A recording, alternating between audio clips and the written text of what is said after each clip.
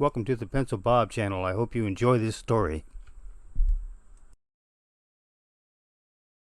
When I first bought my place here, it felt like hitting the neighborhood jackpot. Not because it was fancy or had some over-polished artificial charm. It was just normal. The kind of normal that made life easy. You knew the neighbors, folks helped shovel your driveway in the winter without asking for anything in return, and nobody cared if your dog barked once in a while or your kid left their skateboard out overnight. The HOA existed, yeah, but barely. A small board of older folks handled the essentials, budgeting for snow plowing, keeping the common areas maintained, that kind of thing.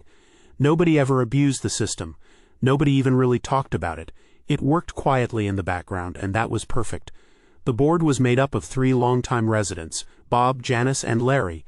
Bob had been the HOA president since anyone could remember. A retired high school principal with a mild temper and a no-nonsense style. Janice, the vice president, was a retired nurse who ran the community garden.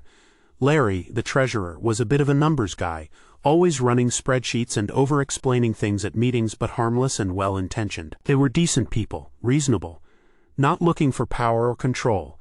If you got a letter from the HOA, it usually meant your fence had a missing board or someone needed to remind you about the scheduled gutter cleaning. No threats, no drama. Then Bob's wife had a stroke. He stepped down immediately, needing to be by her side.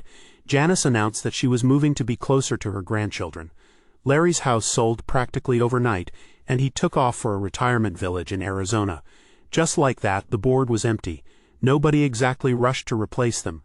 Most of us were too busy with our own lives to want to spend time running monthly meetings about recycling bins and lawn edging. But that vacuum created an opening, one that would be filled by the most bizarre group of women I'd ever seen take something so minor and twist it into something so absurdly authoritarian, it almost defied belief. Samantha, Cheryl, and Mindy, that was the new board. They weren't strangers, we'd seen them before. Samantha had lived here the longest. She was always peeking through her curtains, calling the city if someone parked facing the wrong direction. Cheryl was one of those women who pretended to be friendly but was constantly judging everyone's landscaping. Mindy was the quiet one, always tagging along, nodding at everything the other two said, as if she'd been waiting her whole life for someone to tell her what to think. They campaigned with a phrase that now makes my skin crawl: restoring neighborhood standards. At the time, we didn't know what that meant. It sounded harmless, like maybe they wanted to bring back a neighborhood newsletter or get better benches installed by the park. People didn't show up to vote. In fact, only 11 households actually bothered to attend the election meeting. The 3 Karens won by default. The transformation wasn't immediate, but it was fast enough that we all blinked and wondered what the hell had just happened. The first meeting they ran looked more like a business presentation than a casual community discussion. Samantha stood at the front with a laser pointer and a projector, like we were all employees in some corporate compliance seminar. Cheryl passed out packets labeled New Compliance Pathways, with bullet points that sounded like they were written by someone who had never smiled in their life. Mindy just stood there, handing out cookies that nobody touched. That first meeting, they announced the formation of several new enforcement committees. There was a committee for lawn aesthetics, one for window treatments, and even one called the Behavioral Civility Task Force. They said these new bodies would help preserve the moral and visual integrity of the community. I remember turning to my neighbor Dave and whispering, "Did we just elect a dictatorship?" From there, the tone of the entire neighborhood started to shift. Samantha and Cheryl began patrolling the neighborhood on foot, clipboards in hand, inspecting houses like health inspectors from hell. Cheryl took photos, actual photographs, of people's front yards and annotated them with comments like dandelion cluster, southeast quadrant, homeowner neglect, and non-uniform mulch coloration. Then came the weekly bulletins, printed in all caps like we were being yelled at. They named names too, not directly, but thinly veiled. One homeowner on Maple Drive continues to store a non-conforming lawn chair on their front porch. This will not be tolerated. Things that had never been a problem suddenly became community emergencies. A neighbor's porch swing was deemed excessively mobile. A woman 2 doors down was told her dog's bark was too throaty and prolonged. But they didn't stop there. They rewrote the election process so that to run for a board position, you had to have served on a subcommittee for at least a year, attend every single meeting during that period, and submit a personal essay explaining your commitment to upholding community excellence. Not one person qualified under their new rules. Not one. We were trapped. It didn't feel like a community anymore. It felt like we were living inside a gated cult. I remember the breaking point for me was when my 7-year-old son left his soccer cleats on the porch and we got a formal citation. Samantha personally delivered it. No greeting, no small talk. Just held it out like a police officer handing me a ticket. Non-regulation footwear displayed in view from street. Please correct by Monday or face daily fines. It was a pair of kids' shoes. We started to talk to each other more after that. Neighbors gathering in driveways, at mailboxes, behind privacy fences. Nobody wanted to post about it online anymore because Samantha had infiltrated the local Facebook group and turned it into a den of reporting. Every complaint posted publicly was followed by a comment from her that began with, per HOA Regulation 4.3 subsection A. It was exhausting. That's when we started calling them the Karen Club. Never to their faces, of course, but it became our nickname for them. Because that's what they were. Overbearing, unreasonable, micromanaging, and acting like everyone around them was just an inconvenience in the way of their vision for some beige utopia. We hadn't seen anything yet. It didn't take long before the neighborhood transformed into something out of a parody sketch.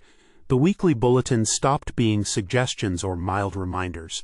They became pages of mandates, stiff, bizarre, and completely detached from reality. At first we thought maybe the Karen Club was just trying too hard, overcorrecting the lack of structure that came before them. But we were wrong. This wasn't overcorrection. This was full-blown lunacy. It started with a restriction on dog walking. No pets allowed outside before 9 a.m. Samantha claimed the sound of jingling collars and the occasional bark was disruptive to the community's quiet enjoyment hours. Cheryl suggested that dogs should wear paw covers to avoid tracking dirt onto public walkways. Mindy nodded like they'd solved world peace. Then came the curtain mandate. All window curtains facing the street had to be open from 8 a.m. to sunset. Cheryl's reasoning, we need visual transparency between neighbors, and of course all curtains had to be pastel shades approved by the HOA. When someone asked why pastel, Samantha responded, strong colors promote social aggression. One of the older couples on the street, the Millers, got a violation notice for having floral patterned curtains with too much red. They ended up taping white paper behind the glass just to avoid further conflict. The list of new rules exploded from there. Mindy marched up to Mrs. Henderson's porch, clipboard in hand and a look that could freeze fire. Mrs. Henderson, I noticed your lawn gnome is about 8 inches tall. That's a violation. All lawn gnomes must be 6 inches or less to keep the community aesthetic uniform. Mrs. Henderson blinked, clutching her garden gloves. Seriously, that little guy. Mindy's lips tightened. It's about visual harmony. Intimidating statues aren't welcome here. The poor gnome seemed doomed. Over on Maple Street, Samantha cornered Mr. Lopez outside his house, arms folded tight. I've been informed you've been feeding sparrows. That's unacceptable. They're agents of disorder. Mr. Lopez raised an eyebrow.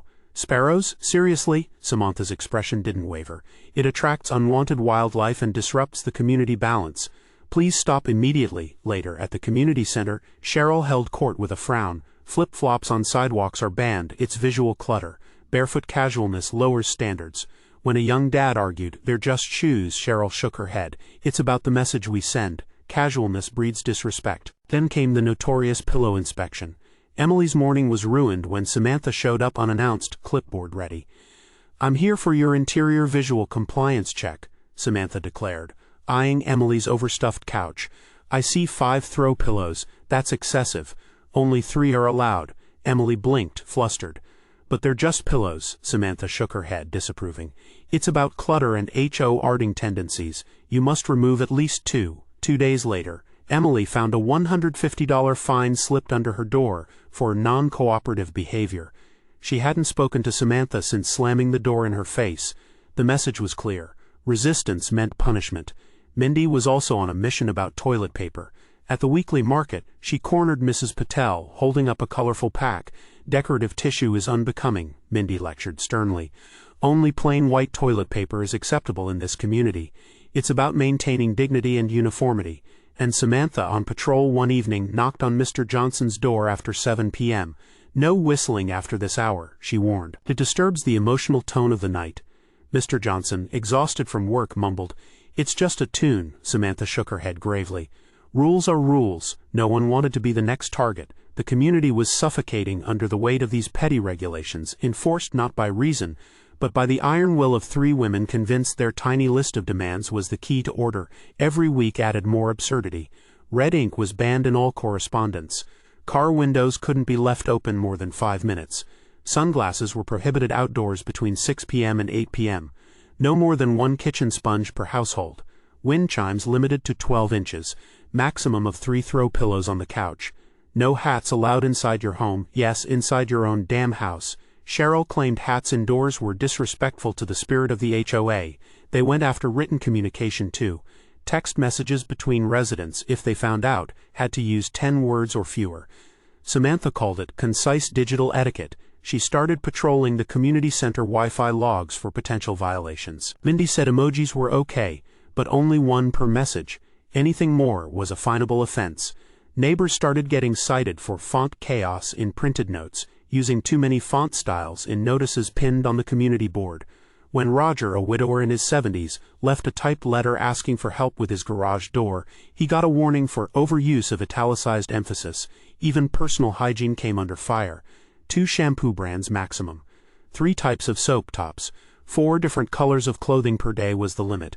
I swear Cheryl once tried to measure the number of socks in someone's laundry basket during a routine clutter review. Then they moved on to food. You could no longer grill meat in your backyard. They declared the neighborhood was now following vegan environmental harmony standards. When Rick grilled burgers for his son's birthday party, Samantha called code enforcement. The man got a citation and a fine before he'd even flipped the patties. The list of banned things kept growing, and neighbors whispered about it like some kind of suburban horror story. One afternoon, Sarah was in her kitchen when Mindy showed up unannounced, arms crossed and clipboard ready. "Sarah, I noticed you have 3 different brands of shampoo in your shower. That's a violation." Sarah blinked. "I didn't realize shampoo brands were community business." Mindy shook her head solemnly. "It's about brand consistency. More than 2 brands disrupts the neighborhood harmony." Over at the Robinsons, Cheryl strutted into the living room like she was on stage. 3 different types of cheese in the fridge. That's a hard no. Cheese diversity is unhygienic.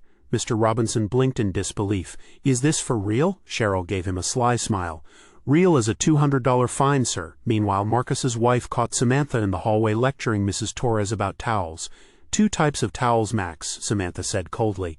"Anything more is inconsistency. It confuses visitors and disrupts our minimalist aesthetic." Mrs. Torres frowned. "My towels are all clean, though." Samantha's gaze hardened. "It's principle, not cleanliness." The furniture crackdown was next. Cheryl marched through the dining room of the Millers, pointing accusingly at the mismatched chairs. Multiple chair styles in the same room violates the furniture cohesion principle. It's distracting and disorderly. Mrs. Miller opened her mouth, but Cheryl waved her off. No excuses. Then came the fines, handed out like coupons for misery. The worst part, the Karen board didn't just mail them, they showed up at people's doors, making sure everyone knew exactly who was doling out the punishment. Cheryl relished the role. She'd arrive with dramatic flair, clipboard in hand, voice loud enough for the neighbors to hear. "Mrs. Daniels, you have been cited for cheese diversity violation. You have 14 days to pay the fine or face further penalties." She would pause for effect, looking around to make sure everyone on the block caught the moment. Mindy followed, usually quieter but no less stern. "Mr. Lopez, your towel inconsistency is unacceptable. This community demands order." She'd hand over the notice like it was a royal decree.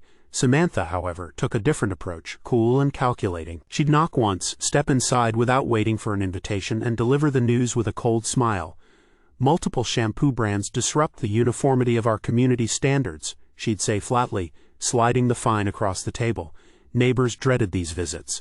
It wasn't just the fines, it was the public shaming, the invasion of privacy, the sense that their homes were no longer their own. And Cheryl, she thrived on it, treating each delivery like a performance, soaking up the silent fear and resentment she left behind. "Good afternoon, Mr. Thompson," she said one day to my neighbor across the street. "We've received notice your curtain panel appears to be a slightly different hue than approved standard 3B. You'll need to replace it by Tuesday or face a $75 daily violation fee." Mr. Thompson blinked. "It's white, it's off-white," she said coldly. Nobody was safe. We started seeing Cheryl and Samantha cruising around the neighborhood in one of those oversized golf carts with a HOA logo sticker slapped on the side. They had radios, vests, and laminated ID badges. They called it the Compliance Cruiser. Once they pulled up beside a kid who had drawn a chalk mural on the sidewalk and demanded he scrub it off. The kid was 5. They told his mother that the mural didn't meet aesthetic sidewalk guidelines. When someone tried to call the city to report harassment, Mindy was already on the phone with city planning. warning them of potentially disruptive residents. People started living in fear. We hid our lawn ornaments, cut down beloved flower beds, and swapped out colorful cushions for gray and beige. One guy even kept a spreadsheet of which rules he was violating each week just so he could budget for fines. But they didn't care. Samantha actually said in a meeting once, "It's not about comfort, it's about cohesion." It became more than rules. It became a game of control, and the Karen Club was winning. By the time the next HOA meeting rolled around, everyone was on edge. Half the neighborhood had fines pending. Nobody wanted to speak up in the Facebook group anymore. Even texting your neighbor felt risky. And those bulletins kept coming. Bolder, thicker paper with phrases like, "Compliance is participation," and "Community starts with control" printed in weird all-caps fonts. The meeting was scheduled for 6 p.m. at the community center. By 5:30, the parking lot was already overflowing. People stood in clusters outside, murmuring to each other. It wasn't small talk, it was strategy. How do we push back? How do we fix this? Some people brought their notices and stacked them in folders. Others brought printed screenshots of text conversations, curtain samples, even a few lawn gnome measurements just in case.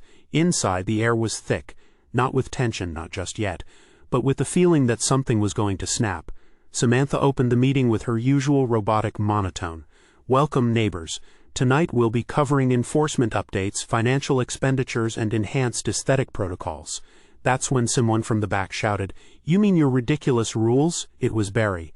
Barry, who never raised his voice about anything, was holding a crumpled bulletin in one hand and a set of curtain rods in the other. Samantha didn't even blink. Please hold questions until the open comment period. But that wasn't happening, not this time. Sue from Maple Drive stood up next. "Why did I get fined $200 for feeding hummingbirds?" Cheryl replied with her pre-printed smile, "Birdseed is not approved for outdoor distribution.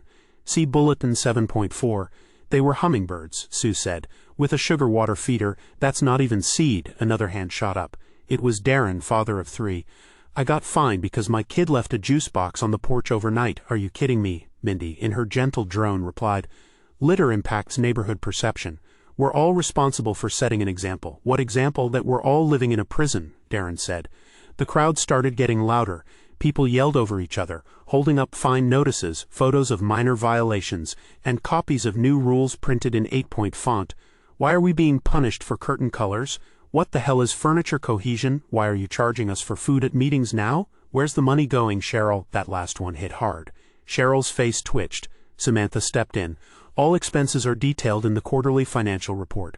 "No, they're not," shouted Raj from Elm Street. "You repainted the HOA office again last week. That's the 5th time this year." "What exactly is wrong with beige number 4? And what about the catered meals?" yelled Tammy. "You order $800 worth of vegan hors d'oeuvres and say we can't eat them if we have a fine. That's half the neighborhood." People were now standing. The Karen Club tried to maintain order by threatening to shut the meeting down. But it didn't stop the yelling. "Where's the vote on these rules?" A voice cut sharply through the chatter from the back of the room. It was Joe, the guy who'd been quietly fuming for months. His tone was thick with disbelief. Murmurs swelled into louder protests. "There was no vote," another neighbor shouted. "They just made these rules up out of thin air." Barry, the guy with the thick mustache and an old army habit of standing tall and making a statement, slammed his curtain rods down onto the meeting table, the crash echoing through the hall. "We didn't agree to any of this. None of us signed off on these insane demands. Who gave you the right to decide this for all of us?" Mindy's lips pressed into a tight line. She adjusted her glasses and cleared her throat loudly. "Due to the current tone and disruptions," she intoned, voice steady but sharp, "we are enacting Article 5.9 of the meeting's civility guidelines. This meeting is now officially over." Her voice carried an odd, almost reverent finality, like she was closing a ceremony, not a neighborhood discussion. A few people exchanged bewildered glances. Some leaned forward ready to argue. Before anyone could get a word in, Samantha brought down the gavel with a sharp bang that made heads snack toward her. "And due to this disturbance," she said, voice low but icy, "monthly HOA dues will be increasing by 50% effective next billing cycle." A collective gasp swept the room. Then chaos exploded. "That's illegal," shouted Maria from the front row. "You can't just raise dues on a whim. They have no authority for that," yelled Tim, slamming his fist on the table. "You're holding us hostage." "Extortion," cried out Helen, her face flushed red. "You think threatening us will shut us up? Think again." Mindy narrowed her eyes, crossing her arms. "Article 7.3 gives the board the right to adjust fees under extraordinary circumstances," she said sharply. "Extraordinary?" Joe shot back. "You're punishing us for speaking up," Cheryl chimed in with a sarcastic smile. "If you want order, you pay for order." Laughter, bitter and angry, rippled through the crowd. Barry leaned forward, voice booming, "You think money scares us? We're done being bullied." Several neighbors began shouting over each other. Chairs scraped, feet stomped. A woman near the door shouted, "How about a recount, a real vote?" Mindy's face hardened. "This meeting is adjourned," she said, voice cold as ice. "Any further disruptions will lead to additional fines." But Cheryl, calm as ever, simply gathered her papers. "Per the board's emergency power clause, we have the right to adjust dues in the event of a behavioral disruption." A tense silence fell, broken only by the murmur of people packing up, their faces grim, their frustration hanging thick in the air. No one had ever heard of that clause. Nobody had voted for it. Yet they walked out, heads high, smug, untouched by the chaos behind them. People stood frozen, mouths open. Even after they were gone, we didn't move. It was like the whole neighborhood had collectively realized something terrible. These women had rewritten the rule book, and no one had stopped them. Not yet. The week after that meeting was like a political uprising, slow at first, then uncontrollable. People were angry, not just irritated or fed up. Something in the air had snapped. It wasn't just about lawn chairs or window blinds anymore. It was about control, about humiliation, and how far 3 people were willing to go to push their nonsense onto an entire neighborhood. Emails began flying behind the scenes, phone calls, private porch meetings. People who barely knew each other were suddenly sharing folders full of fines and photos, talking about regulations and bylaws over coffee. That's when we found out Dave, Dave from down the street with the blue pickup and beat-up mailbox, was a lawyer. Not a divorce attorney or ambulance chaser either. Real estate law, HOA law. He never mentioned it before, probably because he didn't want to get dragged into the madness. But now he was all in. He got his hands on the community's original CC&Rs and the full bylaws. Not the chopped-up summary versions the Karens handed out in bulletins, but the real legally binding documents filed with the county when the neighborhood was first formed. He pored over them with a yellow highlighter, page by page, section by section. At the next covert driveway meeting, he laid it out for us. They can't do any of this, not legally.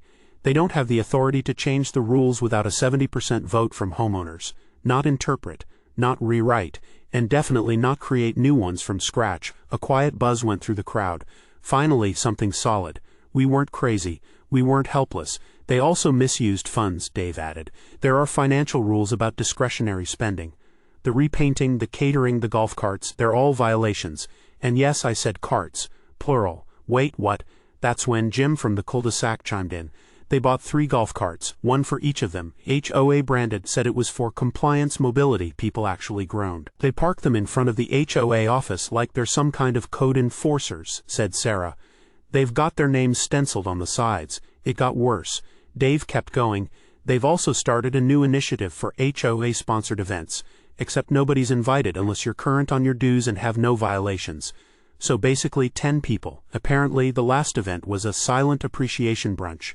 No music, no food if you had fines, no talking during announcements, just tofu pastries and bottled air. We were done. Dave laid out the plan. We can't dissolve the HOA, that's locked by the development structure, unless 100% of homeowners vote for it. And we won't get that, even if we somehow got everyone to agree. It's not like we could just shut it down and walk away. The city has to accept responsibility for all the infrastructure the HOA currently maintains. The roads, sidewalks, streetlights, storm drains, common landscaping, and everything else outside private lots. That's a huge financial and logistical burden, and the city almost never wants that. They'd have to do all kinds of studies, feasibility reports, safety inspections, budget analyses, and that process could take years. And after all that, they could still just say no and refuse to take over. So the whole thing is designed to be practically permanent, to lock homeowners in. He paused, scanning our faces. Developers set it up that way on purpose. The HOA becomes this tiny private government nobody actually voted for. And once it's running, it's nearly impossible to dissolve. The structure protects itself, but here's the good news, Dave continued.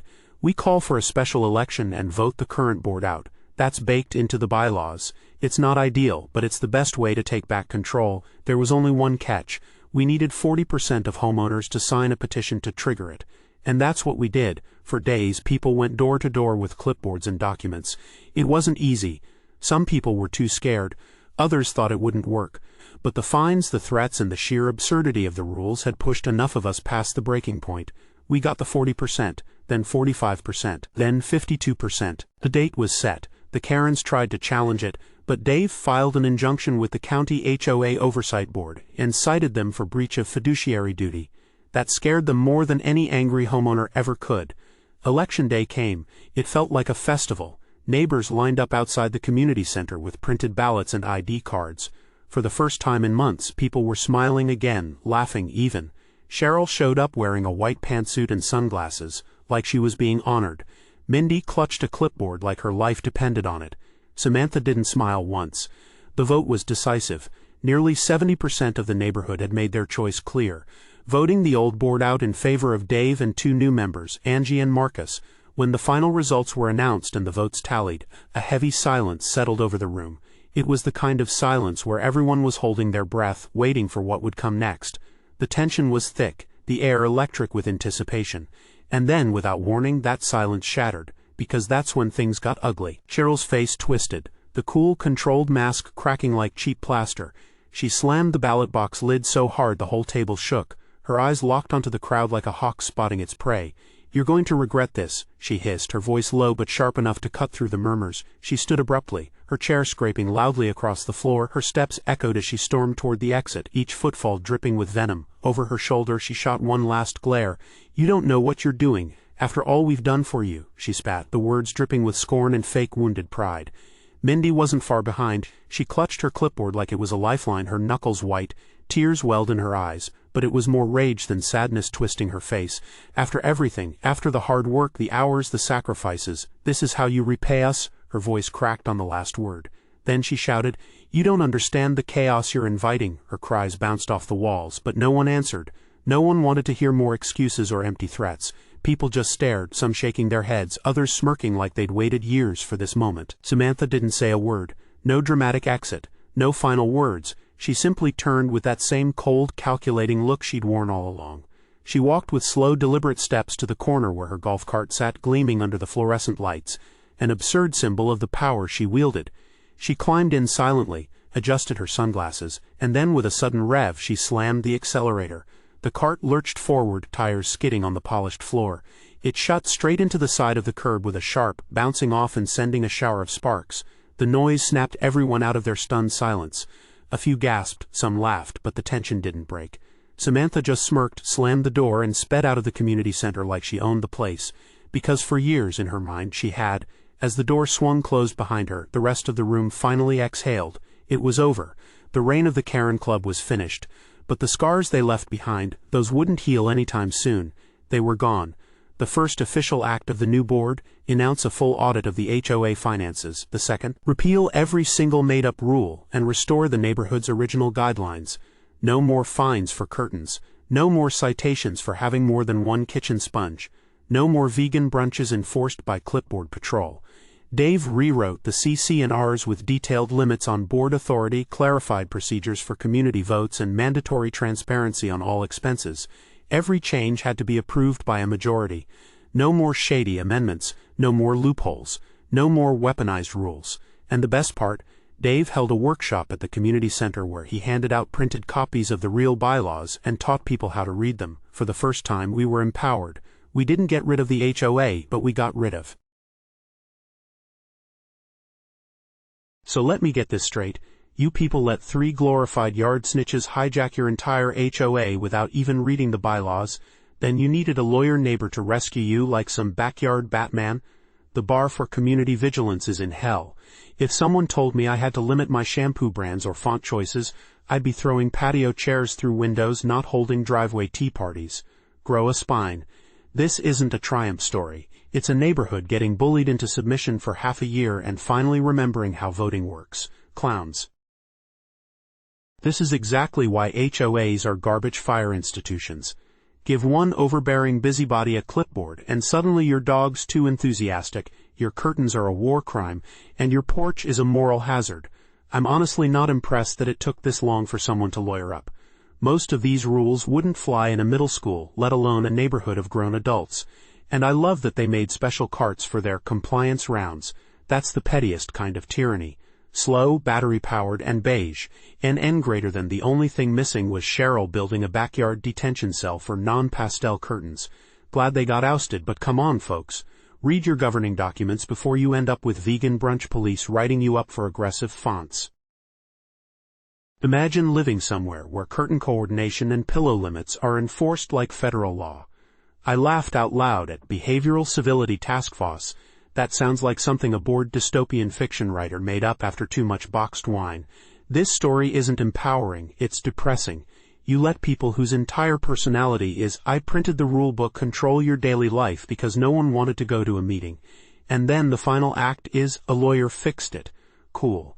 So unless you have a Dave on your street, you're screwed. Good luck to everyone else without a personal HOA exorcist on speed dial. Also, they banned dog walking before 9 a.m. Are you people vampires? Every one of those women should have been disqualified from the board the second they tried to ration sponges. Glad you got rid of them, but honestly, the neighborhood should issue everyone who complied a formal apology and a year of free curtain choice therapy.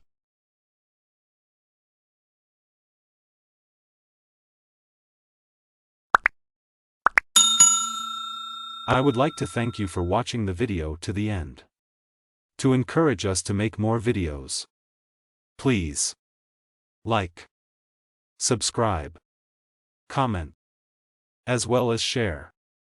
Check out this other video if you haven't already.